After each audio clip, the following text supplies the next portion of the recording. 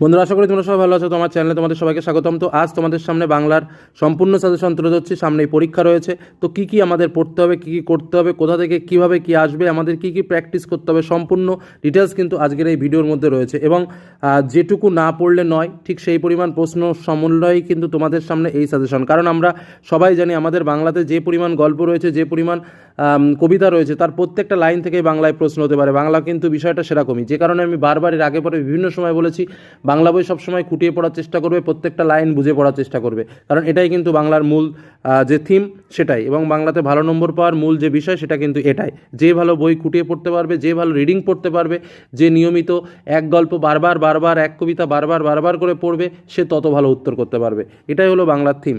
তো চলো আমরা ইম্পর্টেন্ট কী কী প্রশ্ন আমাদের পরীক্ষাতে আসতে চলেছে সেগুলো জেনে নিই। তো প্রথম আমাদের বাংলা সাজেশনে যে বিষয়টা নিয়ে আমাদের কথা বলতে হবে সেটা হচ্ছে বাংলা শর্ট টাইপের প্রশ্ন। আমরা জানি আমাদের বাংলায় এমসিকিউ, এসএকিউ রয়েছে। এমসিকিউ এবং এসএকিউগুলো সাধারণভাবে আমাদের গল্প, কবিতা, ব্যাকরণ প্রভৃতি জায়গা থেকে আসছে। তো আমাকে কী করে প্র্যাকটিস করতে হবে সেটাও একটু তোমাদেরকে বলে রাখি। দেখো, এমসিকিউ এবং এসিকিউ এর জন্য অবশ্যই পাঠ্য বইটাকে প্রথম কথা যেটা খুঁটিয়ে পড়তে হবে, এবং আমাদের চ্যানেলে বিভিন্ন রকম মক টেস্ট নেওয়া হয়েছে এমসিকিউ এসিকিউ এর উপর, সেগুলো প্র্যাকটিস করতে হবে। বিভিন্ন এমসিকিউ এসিকিউ এর সাজেশন ভিত্তিক নোটস দেওয়া হয়েছে, সেগুলো প্র্যাকটিস করতে হবে। আর ব্যাকরণের জন্য অবশ্যই তোমরা চ্যানেল প্লে লিস্টে যাবে, সেখানে দেখবে সমাজ বলে একটা ফোল্ডার করা রয়েছে, কারক বলে একটা ফোল্ডার করা রয়েছে, সেটা প্র্যাকটিস করতে হবে।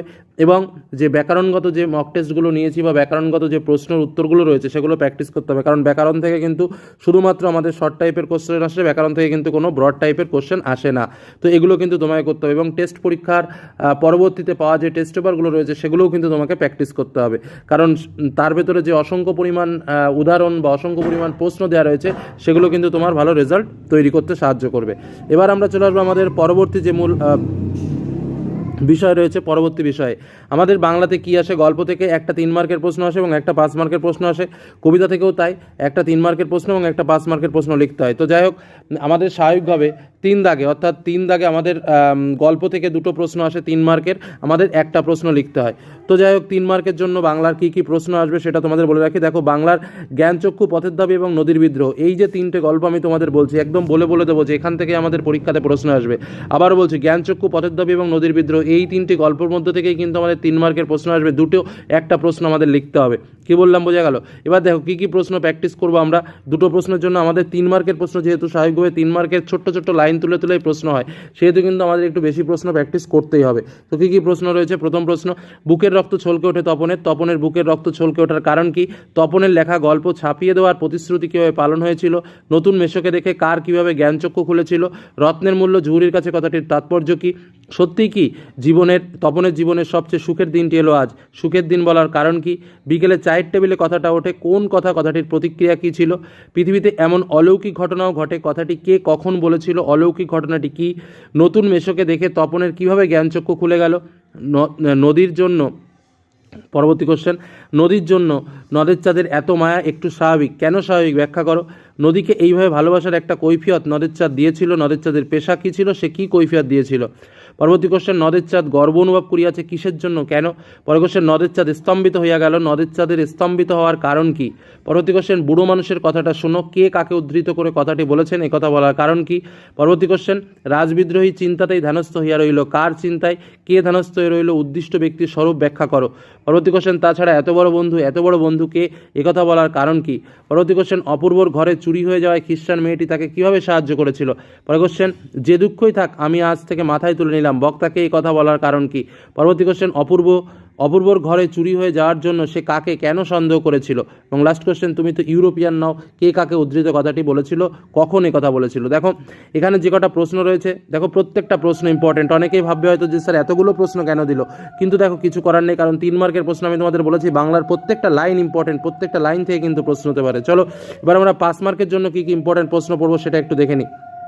দেখো, বাংলাতে 5 মার্কের জন্য বহুরূপী, পথের দাবি এবং অদল বদল থেকে 5 মার্কের প্রশ্ন আসবে। তোমাদের জন্য একটা ক্লু বলে রাখি, এই যে 3টে গল্প বললাম, বহুরূপী, পথের দাবি এবং অদল বদল, এই 3টের মধ্যে যে কোনো একটা প্রশ্ন তোমাকে লিখতে হবে। আমাকে পরীক্ষাতে প্রশ্ন আসবে 2টো, কথাটা ভালোভাবে বুঝবে। তাহলে এই 3টে গল্পের মধ্যে এই জায়গাটায় কিন্তু আমি সাজেশনটার একটা শর্ট মেথড তোমাদের বলে দিচ্ছি, যে কোনো 2টো আবারও বলছি, এই তিনটে গল্পের মধ্যে যে কোনো দুটো গল্পের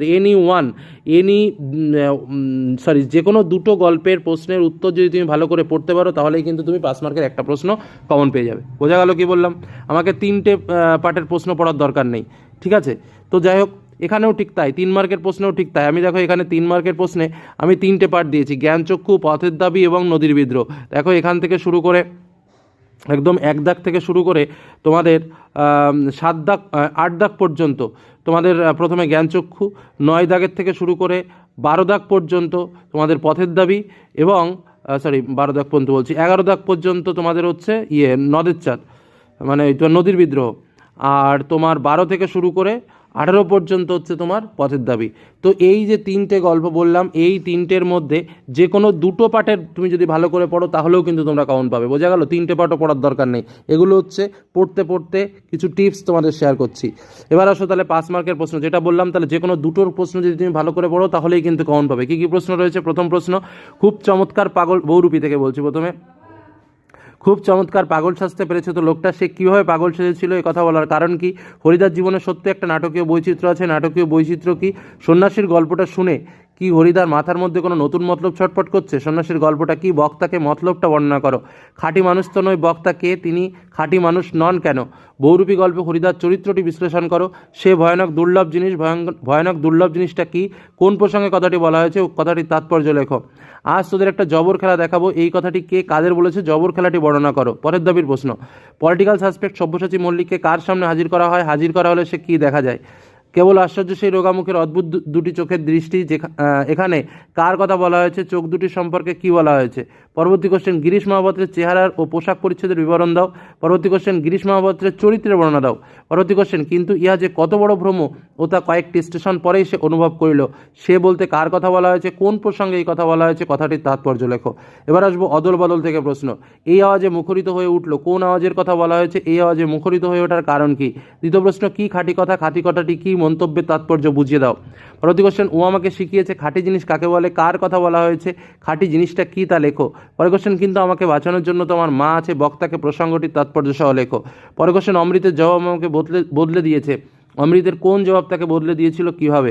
পরবর্তী কোশ্চেন, অদল বদল গল্পে ক্রমশ গ্রাম পেরিয়ে কী আওয়াজে মুখরিত হয়ে উঠেছিল? কার লেখা কোন রচনার অংশ? প্রসঙ্গ উল্লেখ করে কথাটির অর্থ ব্যাখ্যা করো। এবং লাস্ট কোশ্চেন, অমৃত এতেও পিছুপা হতে রাজি নয়, কোন ব্যাপারে পিছুপা হতে রাজি নয়, কেন পিছুপা হতে রাজি নয়, কথাটির অর্থ লেখো। তো এই হলো আমাদের বাংলার 5 মার্কের যে প্রশ্ন রয়েছে, মোস্ট ইম্পর্ট্যান্ট প্রশ্নগুলো বললাম। এবং এগুলো কিন্তু তোমাকে বাংলার বিশেষ করে তোমাকে যেটা লক্ষ্য রাখতে হবে, যে তোমাকে যে সাজেশনটা দেওয়া হচ্ছে এর মধ্যে কোন প্রশ্নটা তোমার পড়া নেই, কোন প্রশ্নটার উত্তর তুমি জানো না, কোন প্রশ্নটার অ্যাঙ্গেল তুমি ধরতে পারছো না, সেই জায়গাগুলো একটু ভালো করে প্র্যাকটিস করো আর লেখাটাকে প্র্যাকটিস করো। নেক্সট আমরা আসবো কবিতা থেকে। তো কবিতা থেকে যে ইম্পর্টেন্ট আমাদের একটা লজিক আছে এবং একটা চালাকি আছে, সেটাই তোমাদের প্রথমে বলি। আমাদের এবছরের সবথেকে ইম্পর্টেন্ট কবিতা হচ্ছে অশোকে একজন, প্রলয়োল্লাস এবং সিন্ধুতীরে। এবং মজার ব্যাপারটা কি? মজার ব্যাপারটা হলো যে এই 3টে কবিতা ভালো করে যদি আমি পড়ি, এখান থেকে আমরা 5 মার্কের কোশ্চেন এবং 3 মার্কের কোশ্চেন সমস্ত কিছুই কমন পেয়ে যাব। যে কারণে আমি শুধুমাত্র এই 3টে কবিতারই ইম্পর্টেন্ট প্রশ্নগুলো তোমাদের শেয়ার করছি। এগুলো ভালো করে প্র্যাকটিস করো, এর বাইরে প্রশ্ন আসবে না। চলো তাহলে প্রশ্নগুলো দেখে নেওয়া যাক। প্রথম হচ্ছে অশোকে একজন। তারপর যুদ্ধ এলো, যুদ্ধকে কিসের সঙ্গে তুলনা করা হয়েছে? যুদ্ধ আসার ফলে কী হয়েছিল? আর সেই মেয়েটি আমার অপেক্ষায়, কোন মেয়েটির কথা বলা হয়েছে? আমার অপেক্ষায় বলার তাৎপর্য কী? পরবর্তী কোশ্চেন, যেখানে ছিল শহর সেখানে ছড়িয়ে রইল কাঠকয়লা, কেন কী হয়েছিল বর্ণনা করো। পরের কোশ্চেন, রক্তের একটা কালো দাগ, কোথায় কখন কার রক্তের দাগের কথা বলা হয়েছে? পরের কোশ্চেন, শিশুরা খুন হলো, সেই মেয়েটির মৃত্যু হলো না, কী কারণে শিশুরা খুন হলো? মেয়েটির মৃত্যু না হওয়ার কারণ কী? পরের কোশ্চেন, তারপর যুদ্ধ হলো, যুদ্ধের ভয়ঙ্কর রূপের পরিচয় দাও। পরবর্তী কোশ্চেন, অশোকে একজন কবিতায় অশোকী কে এবং কেন? দেখো 3 মার্ক এবং 5 মার্ক যে কোনো মার্কের প্রশ্ন কিন্তু আসতে পারে, অতএব প্রশ্নগুলো খুব ভালো করে রেডি রাখবে, এটাই হলো মূল কথা। প্রলয়োল্লাস থেকে যে প্রশ্নগুলো আসতে পারে, অট্টরোলের হট্টগোলে স্তব্ধ চরাচর, চরাচরের স্তব্ধ কেন? অট্টরোলের হট্টগোল কি? দ্বিতীয় প্রশ্ন, সর্বনাশী জ্বালামুখী কে এবং কেন? পরবর্তী কোশ্চেন, কাল ভয়ঙ্করের বেশে এবার ওই আসে সুন্দর, কাল ভয়ঙ্কর কে? তার ভয়ঙ্কর রূপে বর্ণনা দাও, তাকে সুন্দর বলা হয়েছে কেন? পরের কোশ্চেন, তোরা সব জয়ধ্বনি কর, তোরা বলতে কাদের কথা বোঝানো হয়েছে? কাদের জন্য তারা জয়ধ্বনি করবে? পরবর্তী কোশ্চেন, গড়তে জানে সে চিরসুন্দর, কে কি গড়তে জানে? পরের কোশ্চেন, ওই নতুনের কেতন ওড়ে কালবৈশাখীর ঝড় উদ্ধৃতাংশটি কোন কবিতার অন্তর্গত? প্রসঙ্গ উল্লেখ করে উদ্ধৃতাংশটির তাৎপর্য সংক্ষেপে ব্যাখ্যা করো। পরবর্তী কোশ্চেন, আসছে নবীন, কবি এখানে নবীন কাদের বলেছেন? তারা এসে কি করবে বলে কবি বলেছেন। পরবর্তীতে আমরা আসবো সিন্ধু তীরে কবিতা থেকে। কী কী প্রশ্ন? পঞ্চকন্যা পাইল চেতন, পঞ্চকন্যা কাদের বলা হয়েছে? পঞ্চকন্যা কীভাবে চেতনা ফিরে পেয়েছিল? কন্যারে ফেরিল যথা, কন্যার পরিচয় দাও, তাকে যেখানে ফেলা হয়েছিল সেই স্থানটি কিরূপ ছিল? বিস্মিত হইল বালা, বালাকে তার বিস্মিত হওয়ার কারণ কি? পরবর্তী কোশ্চেন, বাহারুক কন্যার জীবন, বাহারুক শব্দের অর্থ কী? কোন কন্যার কথা বলা হয়েছে? কন্যার জীবনকে ফিরিয়ে কে আনতে চায়? কীভাবে সে কন্যার জীবন ফিরিয়ে এনেছিল? পরবর্তী কোশ্চেন, সিন্ধু তীরে কবিতায় সমুদ্রকন্যা চরিত্রটি সংক্ষেপে আলোচনা করো। এই হলো আমাদের সিন্ধু তীরে কবিতার মূল ইম্পর্টেন্ট প্রশ্ন। তাহলে আমাদের যে প্রশ্নগুলো রয়েছে পরপর সেই প্রশ্নগুলো আমরা বললাম। এবার আমরা আসবো প্রবন্ধ। প্রবন্ধ থেকে যে চালাকিটা রয়েছে, আমাদের দুটো প্রবন্ধ আছে, আমরা সবাই জানি, একটা হচ্ছে হারিয়ে যাওয়া কালিকলম, আর একটা হচ্ছে বাংলা ভাষায় বিজ্ঞান। তো ব্যাপারটা কি, হারিয়ে যাওয়া কারিকলম থেকে একটা প্রশ্ন আসবে এবং বাংলা ভাষায় বিজ্ঞান থেকেও কিন্তু আমাদের একটা প্রশ্ন আসবে। যে কোনো একটা প্রশ্ন আমাকে লিখতে হবে। তাহলে আমরা যে কোনো একটা প্রবন্ধের প্রশ্নগুলোই ভালো করে পড়লে কিন্তু আমরা পরীক্ষাতে কমন পেয়ে যাবো। বোঝা গেল কি বললাম? আমি তোমাদের সামনে দুটোই বলছি, কিন্তু পড়তে হবে যে কোনো একটা সেট। হারিয়ে যাওয়া কালিকলমের প্রশ্নগুলো পড়বে অথবা বাংলা ভাষায় বিজ্ঞানের প্রশ্নগুলো পড়বে। তাহলে হারিয়ে যাওয়া কালিকলমের ইম্পর্টেন্ট প্রশ্ন কী কী রয়েছে? প্রথম প্রশ্ন, কথায় বলে কালিকলম মন লেখে তিনজন, এখানে কথা বলতে কী বোঝানো হয়েছে ব্যাখ্যা করো। দ্বিতীয় প্রশ্ন, জন্ম নিল ফাউন্টেন পেন, ফাউন্টেন পেনের জন্মদাতা কে? কীভাবে ফাউন্টেন পেন জন্ম নিল, সেটি কীভাবে কলমের দুনিয়ায় বিপ্লব ঘটিয়েছিল। 3 নম্বর প্রশ্ন, দোয়াত যে কত রকমের হতে পারে না দেখলে বিশ্বাস করা শক্ত, প্রবন্ধ অনুসারে রকমারি দোয়াতের পরিচয় দাও। কার দোয়াত সংগ্রহ দেখতে গিয়ে বক্তার কী অভিজ্ঞতা হয়েছিল? পরবর্তী কোশ্চেন, কাল গুণে বুঝিবা আজ আমারও তাই, কথাটি কার লেখা? কোন রচনার অংশ? কে কোন প্রসঙ্গে বলেছেন? কথাটির তাৎপর্য কী? পরবর্তী কোশ্চেন, আমরা কালিও তৈরি করতাম নিজেরাই, কারা কালি তৈরি করতেন, তারা কীভাবে কালি তৈরি করতেন? এবার আসবো বাংলা ভাষায় বিজ্ঞান থেকে। এই দোষ থেকে মুক্ত না হলে বাংলা বৈজ্ঞানিক সাহিত্য সুপ্রতিষ্ঠিত হবে না। কোন দোষের কথা বলা হয়েছে? বৈজ্ঞানিক সাহিত্য কীভাবে প্রতিষ্ঠিত হবে? পরবর্তী প্রশ্ন, আমাদের আলংকারিক গান শব্দের ত্রিবিধ কথা বলেছেন, আলংকারিক বলতে কী বোঝায়? আলংকারিকদের ত্রিবিধ বিষয়টি বর্ণনা করো। তৃতীয় প্রশ্ন, এই কথাটি সকল লেখকেরই মনে রাখা উচিত, এখানে কোন কথাটি বলা হয়েছে? এ প্রসঙ্গে প্রাবন্ধিক যেসব ত্রুটির কথা বলেছেন সেগুলি লেখো। পরে কোশ্চেন, বাংলা ভাষার বিজ্ঞান চর্চার এখনও নানা রকমের বাধা আছে, বাধাগুলো কী কী? এ ব্যাপারে কলকাতা বিশ্ববিদ্যালয়ের ভূমিকা কীরূপ আলোচনা করো। পরবর্তী কোশ্চেন, পাশ্চাত্য দেশের তুলনায় এদেশের জনসাধারণের বৈজ্ঞানিক জ্ঞান নগণ্য, এমন বক্তব্যের কারণ কী? এবং লাস্ট কোশ্চেন, অল্প বিদ্যা ভয়ঙ্করী প্রবাদটি প্রবন্ধ অনুসারে কীভাবে প্রমাণিত হয়, তার সপক্ষে যুক্তি লেখো। এবার আমরা আসবো আমাদের পরবর্তী প্রশ্ন, নাটক, যেখান থেকে আমাদের 4 মার্কের প্রশ্ন আসে। মাত্র 10টি প্রশ্ন দিয়েছি, আশা রাখছি যে এখান থেকেই কিন্তু তোমরা 2টো প্রশ্ন পাবে এবং একটা প্রশ্ন তোমাদের লিখতে হবে। তো প্রথম যে প্রশ্নটা আমি তোমাদের বলবো, জানি না আজ কার রক্ত সে চায়, পলাশী রাক্ষসী পলাশী, কে কোন প্রসঙ্গে উক্তিটি করেছেন, উক্তিটির তাৎপর্য বিশ্লেষণ করো। দ্বিতীয় প্রশ্ন যেটা বলবো, সিরাজ নাট্যাংশ অবলম্বনে সিরাজউদ্দৌলা অথবা ঘসিটি বেগমের চরিত্র। তৃতীয় প্রশ্ন, আমার এই অক্ষমতার জন্য তোমরা আমাকে ক্ষমা করো, বক্তাকে কোন অক্ষমতার তিনি ক্ষমা চেয়েছেন। পরবর্তী কোশ্চেন, আজ বিচারের দিন নয় সৌহার্দ্য স্থাপনের দিন, কে কাকে উদ্দেশ্য করে কথাটা বলেছেন, প্রসঙ্গ উল্লেখ করে কথাটির তাৎপর্য বুঝিয়ে দাও। পরবর্তী প্রশ্ন, মনে হয় ওর নিঃশ্বাসে বিষ, ওর দৃষ্টিতে আগুন, ওর অঙ্গ সঞ্চালনে ভূমিকম্প, ওর বলতে কাকে বোঝানো হয়েছে, বক্তার এমন মন্তব্যের কারণ কী? পরবর্তী প্রশ্ন, হিন্দু মুসলমানের মাতৃভূমি গুলবাগ এই বাংলা, এই বক্তব্যের মধ্য দিয়ে বক্তার যে দেশপ্রেমের পরিচয় পাওয়া যায় তা আলোচনা করো। পরবর্তী কোশ্চেন, আছে শুধু প্রতিহিংসা, কে কার উদ্দেশ্যে কথাটি বলেছেন, প্রতিহিংসার কারণ কী? পরবর্তী কোশ্চেন, তার আদেশে হাসি মুখেই মৃত্যুকে বরণ করবো, এখানে কার আদেশের কথা বলা হয়েছে, তাৎপর্য বিশ্লেষণ করো। পরবর্তী কোশ্চেন, যাদের সৌভাগ্য সূর্য আজ অস্তাচলগামী, উক্তিটির তাৎপর্য বিশ্লেষণ করে ব্যাখ্যা লেখো। পরবর্তী কোশ্চেন, বাংলার এই দুর্দিনে আমাকে ত্যাগ করবেন না, কে কোন প্রসঙ্গে এই উক্তি করেছেন, এই উক্তির মধ্য দিয়ে বক্তার কোন মানসিকতা প্রকাশ পেয়েছে লেখো। এবার আসবো কোনি থেকে। সব মিলিয়ে মোট প্রায় 10টি কোশ্চেন দিয়েছি কোনি থেকে, 3টে প্রশ্ন আসবে, 2টো প্রশ্নের উত্তর করতে হবে। প্রথম প্রশ্ন, ওইটাই তো আমি রে, যন্ত্রণাটাই তো আমি, কোন প্রসঙ্গে এই উক্তিটির তাৎপর্য বিশ্লেষণ করো। দ্বিতীয় প্রশ্ন যেটা বলছে সেটা হচ্ছে, দারিদ্র্য আর বঞ্চনার বিরুদ্ধে কোনির যে লড়াই তা সংক্ষেপে আলোচনা করো। পরবর্তী প্রশ্ন বলছে, খাওয়ায় আমার লোভ নেই, ডায়েটিং করি, কে কোন প্রসঙ্গে কথাগুলো বলেছিল, বক্তার ডায়েটিংয়ের বর্ণনা দাও। পরবর্তী প্রশ্ন যেটা রয়েছে, 4 বছরের মধ্যে প্রজাপতি ডানা মেলে দিয়েছে, প্রজাপতি কি আগে ডানা মেলতে পারেনি কেন, এখন কিভাবে ডানা মেলেছে। পরবর্তী কোশ্চেন, প্রথম দিকে লীলাবতী বিদ্রোহী হয়েছিল, লীলাবতী কে, সে বিদ্রোহী হয়েছিল কেন, বক্তব্যটির অর্থ পরিস্ফুট করো। পরবর্তী কোশ্চেন যেটা রয়েছে, জুপিটার ক্লাবের ক্ষিতীশের বিরুদ্ধে অভিযোগগুলো উল্লেখ করো এবং ক্ষিতীশ সে অভিযোগের কী জবাব দিয়েছিল। পরবর্তী কোশ্চেন, কোনি উপন্যাসে কাহিনী অবলম্বনে লীলাবতী অথবা ক্ষিতীশ সিং অথবা কোনি চরিত্রের বর্ণনা করো। পরবর্তী প্রশ্ন, বুকের মধ্যে প্রচণ্ড একটা মোচড় সে অনুভব করলো, চিকচিক করে উঠলো চোখ দুটো, কার সম্পর্কে কথা বলা হয়েছে, কেন তার এই অবস্থা। পরবর্তী কোশ্চেন 57, আমাকে পরীক্ষা দিতে হবে অপমান সহ্য করার, কে কাকে কথাটি বলেছে, কোন প্রসঙ্গে কথাটির তাৎপর্য লেখো। এবং লাস্ট কোশ্চেন, কম্পিটিশনে পড়লে মেয়েটা তোমার পা ধোয়া জল খাবে, কে কাকে এই কথা বলেছিল, কার সম্পর্কে এই কথা, কথাটির তাৎপর্য বিশ্লেষণ করো। কোনই একটা বিরাট বড় উপন্যাস তোমরা দেখেছো, সেখান থেকে বেছে এ কটা প্রশ্ন। এবার আসো বঙ্গ অনুবাদ। বঙ্গ অনুবাদ তো যার কাছে যে সহায়িকা বই বা প্র্যাকটিস বুক আছে সে সেটা প্র্যাকটিস করবে প্রথম কথা। আর টেস্ট পরীক্ষার যে টেস্ট পেপার তোমরা টেস্ট পেপার, সেই টেস্ট পেপারের শেষে যে বাংলার যে প্রশ্নগুলো থাকবে সেখানে যে বঙ্গ অনুবাদগুলো থাকবে সেগুলো প্র্যাকটিস করবে। ব্যাস, এই ছাড়া বঙ্গ অনুবাদের আর ভালো কিছু বলতে পারবো না। নেক্সট আসো প্রতিবেদন।